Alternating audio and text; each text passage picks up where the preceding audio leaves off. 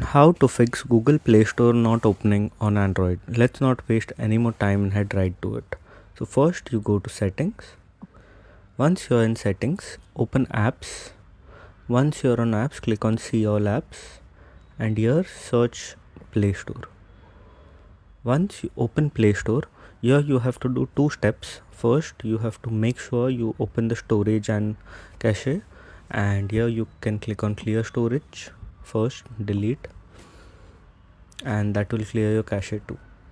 Then you have to go back and see if all the permissions are allowed. Then you have to click on force stop and then you have to disable the app and then you have to enable it. Once you enable it again, your app will work completely fine. If this video helped, make sure to leave a like and don't forget to subscribe. Thanks for watching.